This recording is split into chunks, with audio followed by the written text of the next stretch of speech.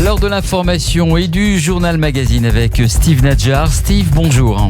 Bonjour Philippe, bonjour à tous. À la une de cette édition, les suites de la montée des tensions ce week-end dans le sud d'Israël après l'envoi de 10 roquettes. Correspondance dès le début de ce journal depuis Jérusalem. L'hommage rendu samedi soir à Yitzhak Rabin, assassiné il y a 24 ans, jour pour jour, le 4 novembre 1995. Nous serons en direct avec l'historien Eli Barnavi. Un mot de défense également au menu de ce journal avec un zoom sur les nouvelles armes utilisées par le Hezbollah. L'histoire du jour sur les racines juives d'Astérix et puis les lauréats du Goncourt et du Renaudot qui viennent d'être annoncés. Quels seront les romans dont vous allez beaucoup entendre parler ces prochains jours? Vous le saurez avant la fin de cette demi-heure d'information. Radio J. Baha Abu al-Atta, ce nom ne vous évoque peut-être rien et il est sans doute moins connu que son rival du Hamas Yahya Sinwar. Pourtant, il semble bien que le chef de la brigade nord du djihad islamique soit derrière les incidents près de la bande de Gaza ce week-end. Des médias palestiniens ont démenti ce matin une information publiée par la chaîne Cannes selon laquelle des membres de l'organisation terroriste auraient attaqué le sud d'Israël de leur propre chef avant d'être arrêtés. Mais en tout état de cause, la multiplicité des acteurs intervenant dans la bande de Gaza complique la formulation d'une politique de riposte par l'État hébreu. Correspondance à Jérusalem de Pascal Sunshine. À Gaza, il suffit parfois d'un mois et demi de calme pour croire que les choses commencent enfin à s'arranger. L'illusion a une nouvelle fois volé en éclats dans la soirée de vendredi quand le djihad islamique a tiré plus d'une dizaine de roquettes sur l'ouest du Negev. C'est que pour contenir le conflit avec le territoire palestinien côtier, il faut une combinaison trop complexe pour être solide. D'abord à cause du nombre d'acteurs impliqués. D'un côté, Israël évidemment, et de l'autre, le Hamas qui contrôle la bande de Gaza depuis 2007 après y avoir renversé l'autorité palestinienne.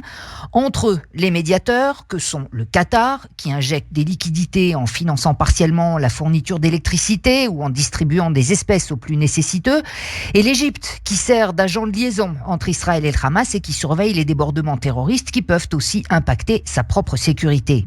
Israël, qui officiellement n'a pas de contact avec le Hamas, le considère pourtant comme le seul responsable de ce qui se passe à Gaza, et donc du respect de la trêve comme de ses violations.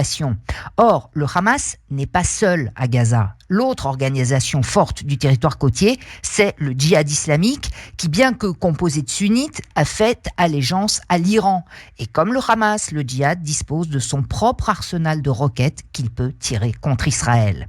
Et pour compliquer encore un peu plus la donne, au sein du djihad, un homme fait cavalier seul, refusant de suivre les ordres de son commandement.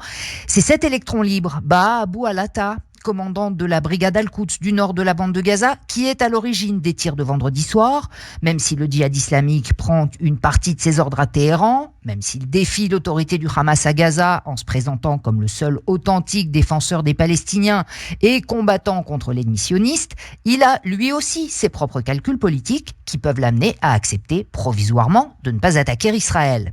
Mais la direction du djihad islamique n'a apparemment pas de prise sur Abu al-Atta, qui agit comme bon lui semble et tire quand il en a envie. C'est exactement ce type de facteur qui inquiète Israël, un élément incontrôlé qui peut à tout moment faire repartir le conflit à plein régime. Il est clair que si la roquette qui s'est abattue vendredi soir sur une maison de Sderot avait fait des victimes, la riposte de Tsahal aurait été d'une toute autre ampleur et on connaît l'enchaînement des événements pour l'avoir déjà vécu. Ralliement de toutes les organisations terroristes de Gaza, Hamas en tête, intensification du nombre et de la portée des tirs contre Israël, riposte renforcée de Tsahal jusqu'à la confrontation ouverte. Israël espère encore que les concessions économiques et humanitaires accordées à Gaza persuaderont le Hamas qu'il a trop à perdre militairement et politiquement s'il ne retient pas le bras du djihad islamique, y compris celui de ses francs-tireurs. Benjamin Netanyahou a réagi hier à ce nouvel envoi de roquettes. Le Premier ministre prenait la parole à l'occasion de la réunion hebdomadaire de son cabinet. Et à ses yeux, il n'y a qu'un responsable à cette situation. On l'écoute. Il faut comprendre que nous considérons le Hamas comme responsable de toute attaque provenant de la bande de Gaza. Je n'entends pas détailler ici nos plans, mais je veux dire que nous continuerons à agir sur tous les terrains pour la sécurité de l'État d'Israël, aussi bien par des moyens visibles que confidentiels, sur la mer, les airs et sur terre. Un peu plus tard dans la journée, le Premier ministre sortant s'est exprimé lors de l'ouverture du sommet des médias chrétiens, un rendez-vous annuel organisé à Jérusalem. Très populaire dans les milieux évangélistes, Benjamin Netanyahu a rappelé l'influence du sionisme chrétien dès le 19e siècle et a mis en avant l'intérêt commun à protéger les chrétiens à travers le Moyen-Orient. Une région déstabilisée selon lui par le jeu iranien. Si l'Iran se rapproche de nos frontières, alors le Moyen-Orient tout entier va s'écrouler, a averti Benjamin Netanyahu.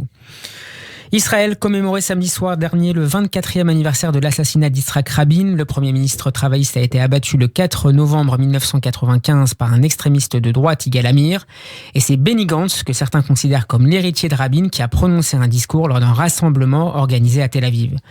Pour en parler, nous avons l'honneur d'avoir en ligne l'ancien ambassadeur d'Israël en France, l'historien Eli Barnavi. Bonjour monsieur. Bonjour. Merci d'avoir accepté notre invitation. Ken la shalom, lo la alimut, oui à la paix, non à la violence, pouvait-on lire sur le pupitre devant lequel Benny Gantz s'est exprimé. La violence politique a-t-elle atteint aujourd'hui, selon vous, en Israël, un niveau comparable à celui des années 94-95 ? C'était déjà, vous vous en souvenez, le slogan adopté lors du rassemblement qui s'est terminé par la mort du Premier ministre, par la mort de Rabin. Et donc on a vécu un moment de, une espèce de bégaiement de l'histoire avec ces foules énormes, ces slogans les mêmes avec cette espèce de ferveur populaire qui est montée. C'était un bon moment et en même temps un moment un peu ambigu, puisque il ne s'agissait pas du tout de paix, ni dans les discours, ni dans l'atmosphère. On est dans une toute autre séquence historique où ce n'est plus la paix qui est l'horizon immédiat, mais le simple sauvetage de la démocratie libérale israélienne. Et donc, Benny Gantz a eu le beau jeu de se poser en héritier de Rabin. Il en a la carrière, il en a la... Est-ce qu'il en a l'étoffe politique ? Alors ça, c'est à voir. Nul ne le sait, mais nul ne le savait non plus. C'est le chant de Rabin. Vous savez, son premier passage aux affaires, il a été Premier ministre dans les années 70, 70, ça a été une catastrophe. Il a été un très très mauvais Premier ministre. Et il a donné sa pleine mesure que lors de son deuxième passage au bureau du Premier ministre. Et là, il a été évidemment très bon. Donc il est très difficile de savoir ce que Benny Gantz vaut. Parce que pour l'instant, il fait campagne. Quand il fait campagne, à la tête d'un parti qui est une espèce de supermarché idéologique, grand rassemblement centriste qui va de la gauche modérée en droite dure, il est extrêmement difficile d'avoir un programme bien clair. Donc il ne dit rien. Il ne dit rien de significatif. Et donc très difficile de savoir ce que cela va donner au pouvoir, si jamais il parvient au pouvoir. Cela reste à démontrer. Quelle place tient encore Yitzhak Rabin dans la mémoire collective israélienne ? Est-ce que c'est le héros de 1967, le Premier ministre en charge de la libération des otages en Entebbe, ou bien sûr l'homme mort pour avoir défendu la paix ? C'est surtout cela, vous savez, pour ce qui reste du camp de la paix, mais aussi dans la mémoire collective des Israéliens, c'est l'homme qui a payé de sa vie un choix politique. Choix politique une petite moitié du pays considère que c'était le bon, et que l'autre moitié peut être plus grande, peut-être difficile de se faire une idée précise là-dessus, considère que c'est une mauvaise idée. Mais en tout cas, c'est donc cette image de martyr qui reste dominante, évidemment. C'est cet héritage-là qui reste le plus important. L'exploit militaire, on l'a déjà vu, mais un Premier ministre mort en martyr d'une cause comme celle de la paix, ça cela reste heureusement une terrible exception. Donc c'est cette image-là qui reste sans aucun doute. Et presque 25 ans. Les héritiers sont nombreux à se disputer cette image-là. Et Benny Gantz, vous avez raison de le souligner, c'est celui qui est le mieux positionné, si vous voulez, pour endosser cet habit-là. Et lors de la célébration de l'autre soir, il a endossé visiblement le costume de l'ancien Premier ministre assassiné. Est-ce qu'à votre avis, les conditions d'un accord de paix régional sont réunies aujourd'hui ? Non, évidemment pas. nous sommes très loin du compte. Encore une fois, ce n'est pas le plus urgent. Vous savez, on a affaire à une région en ébullition, avec une guerre civile syrienne qui est en train de s'achever sur la victoire d'Assad dans les conditions que nous savons. En fait, le bourreau de son peuple qui est remis en selle par une coalition internationale où la Russie et l'Iran font figure de parrain. L'Égypte traverse une très mauvaise passe, une crise économique grave, un régime dictatorial qui est encore pire que celui de Moubarak, la Jordanie qui tremble sur ses bases. Donc c'est un environnement régional qui est extraordinairement difficile, turbulent, problématique. Et sur le plan international, vous avez l'administration Trump qui s'est détournée de la région, qui fait de l'isolationnisme, qui fait vraiment n'importe quoi. Et une Europe qui se cherche toujours et qui est incapable de peser sur ce qui se passe. Donc, dire que les conditions d'une paix probable sont réunies aujourd'hui, c'est la relève de la boutade, de la triste plaisanterie. Guerre possible, paix improbable. C'est la vie. Pardon ? Guerre possible, paix oui. improbable, pour paraphraser Raymond Aron. Absolument. Il n'y a pas non plus de conditions d'une confrontation générale. Et il n'y a pas de candidat à une guerre totale contre Israël. En revanche, il y a des acteurs non étatiques, dangereux, surarmés, le Hezbollah dans le nord, le Hamas et le djihad islamique dans le sud. Et là, il peut y avoir effectivement des dérapages graves, votre correspondante l'a bien dit, avec l'Iran en embuscade, l'Iran qui a reçu un énorme cadeau du président Trump et qui maintenant, avec la Turquie, elle est en train d'affermir ses positions en Syrie. Donc tout cela reste extrêmement volatile. Je ne crains pas une confrontation générale, encore une fois. En revanche, il peut y avoir des dérapages graves avec des brèves flambées de violence, aussi bien dans le nord que dans le sud. Et les deux fronts sont évidemment liés. Elie Barnavi, merci d'avoir été mon invité. Bonne journée à vous et à bientôt sur notre antenne. Je vous en prie, au revoir. Radio J, il est 14h14, on se retrouve dans une poignée de secondes. J, 14h14, la suite du journal magazine Steve Nadjar. 2 minutes pour comprendre cet après-midi les nouvelles menaces du Hezbollah à la frontière nord. Le mouvement chiite a visé jeudi dernier un drone israélien au-dessus du ciel libanais. L'attaque n'a pas causé de dégâts, le missile ayant raté sa cible. Mais là n'est peut-être pas l'essentiel, prévient Yoav Limor dans le journal Israël Hayom. Ce spécialiste des affaires militaires souligne que les règles de dissuasion entre Israël et le Hezbollah pourraient avoir changé. Et il en veut pour preuve la nature de la réponse de l'organisation terroriste. Nombre d'observateurs israéliens ont en effet estimé que c'est un missile solaire de type Strela qui a été employé jeudi pour tenter d'abattre l'engin israélien au-dessus de Beyrouth. Le Strela est un missile léger de fabrication russe et tirable à l'épaule. Mais pour Yoav Limor, plutôt qu'un Strela, c'est un missile beaucoup plus sophistiqué que pourrait avoir utilisé la milice la semaine dernière. À ses yeux, le Hezbollah aurait employé un missile de type SA-8 ou SA-17 dont les capacités sont redoutablement plus importantes. Et il en veut pour preuve le discours d'Hassan Nasrallah ce week-end. Le chef du Hezbollah a déclaré samedi, je cite, que la résistance a prouvé à l'ennemi qu'il osait utiliser une arme à laquelle le régime sioniste n'imaginait pas qu'il pourrait recourir, une allusion claire qui met en lumière la volonté nouvelle du Hezbollah de répondre de manière plus agressive aux incursions israéliennes sur le territoire libanais. Yoav Limor ajoute que cette réévaluation des moyens de dissuasion par le Hezbollah avait également un objectif de politique intérieure. Le mouvement chiite fait l'objet de nombreuses critiques à l'intérieur du mouvement de mobilisation qui secoue le pays du Cèdre depuis plusieurs semaines. Dès lors, montrer les muscles devant l'armée israélienne présentait 2 avantages. Envoyer d'abord un message aux responsables israéliens sur les nouvelles limites que Nasrallah entend fixer. Rappeler ensuite aux Libanais la fonction militaire du Hezbollah. Reste à savoir désormais comment Tsahal et le gouvernement israélien s'ajusteront à ce qui ressemble bien à une nouvelle donne.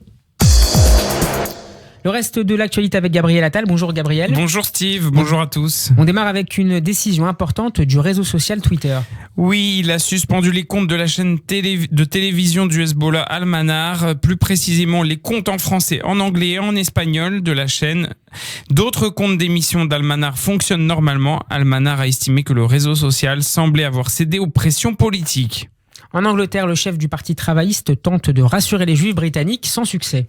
Jeremy Corbyn, leader du parti, a déclaré hier que les juifs britanniques n'avaient rien à craindre si son parti remportait les élections législatives du 12 décembre, et ce alors que de nombreux membres de la communauté juive envisageraient de quitter le pays s'il arrivait au pouvoir. Nous voulons que ce pays soit sans danger pour tous. Une attaque contre une synagogue, une mosquée ou une église, une attaque sur une personne marchant dans la rue parce qu'elle est perçue comme différente de nous, nous ne pouvons tout simplement pas le tolérer, a affirmé le responsable politique.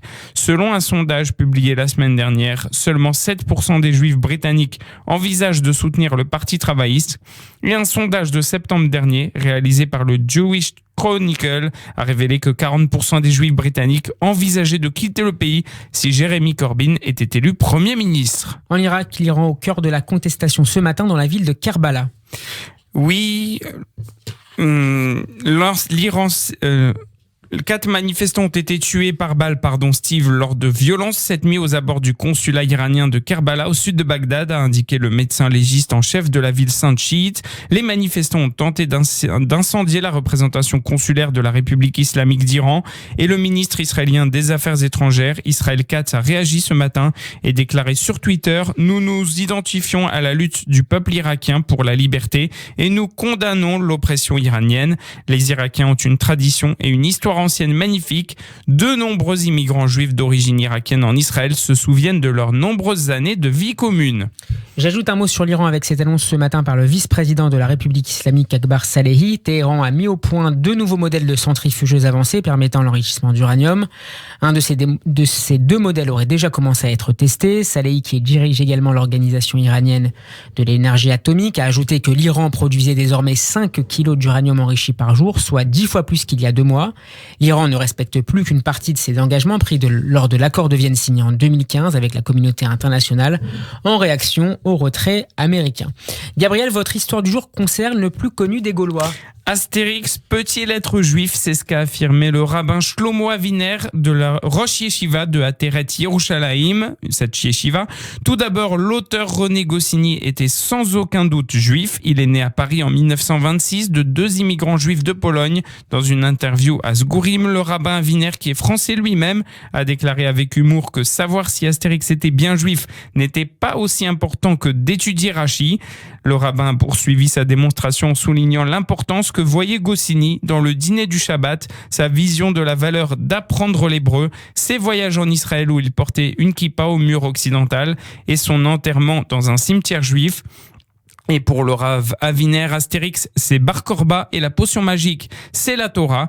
Korba, considéré par beaucoup à l'époque comme le Messie, a conduit les Juifs de son temps à un premier soulèvement contre l'occupation romaine. On peut tout de même relever dans la bande dessinée des preuves de l'influence juive de Goscinny. Dans le 26e volume notamment, qui est intitulé Astérix et la Jérusalem de l'or noir, le livre a été publié en hébreu en 2008 et il a mis en vedette Astérix et Obélix voyageant au Moyen-Orient avec un accent lourd sur Jérusalem. En France, l'heure des remises de prix littéraires a démarré la semaine dernière avec le Grand Prix du roman de l'Académie française remis à Laurent Binet pour Civilisation. Et ça continue aujourd'hui. Le suspense est à son comble. Gabriel, qui sont les lauréats du Goncourt et du Renaudot? Le prix Goncourt a été attribué aujourd'hui à Jean-Paul Dubois. Le romancier a reçu le plus prestigieux des prix littéraires du monde francophone pour Tous les hommes n'habitent pas le monde de la même façon, publié aux éditions de l'Olivier. Dans cet ouvrage, un prisonnier se remémore depuis sa cellule les bons et les mauvais côtés d'une vie singulière. L'écrivain de 69 ans était en lice contre Amélie Nothomb, Olivier Rollin et Jean-Luc Cotelem, et le prix Renaudot a été remis à Sylvain Tesson pour La Panthère des Neiges, publié aux éditions Gallimard. Les jurés sont coutumiers du fait, l'écrivain ne figurait pas dans la liste des finalistes. On poursuit avec cette réaction de François Hollande à la polémique sur le port du voile dans l'espace public. François Hollande a jugé vain le débat sur le voile qui anime les branches politiques depuis plusieurs jours. L'ex-président a expliqué que cette question du voile est déjà encadrée par la loi et a rappelé qu'on est libre d'afficher des signes religieux dans l'espace publique à condition que ça ne trouble pas l'ordre public. C'est la loi. Et la secrétaire d'État chargée de l'égalité entre les femmes et les hommes, Marlène Schiappa, a répondu à l'ancien président de la République sur son compte Twitter. Sur la laïcité, François Hollande, comme beaucoup de responsables politiques, se trompe. La laïcité est un principe philosophique, politique et juridique. Le pays pose une question philosophique et politique, de vision, de sens. On ne peut pas répondre à cela juste par du juridique. Un dernier mot d'hommage pour une grande figure de la résistance qui vient de nous quitter. Yvette Lundy, figure de la résistance française, déportée à Ravensbrück, dont elle a ensuite inlassablement témoigné des horreurs, est décédée à l'âge de 103 ans à Épernay dans la Marne, ont annoncé hier la préfecture de la Marne et le maire de la ville. Merci Gabriel, c'est la fin de cette édition. Merci de votre attention. Rendez-vous à 15h pour le Flash.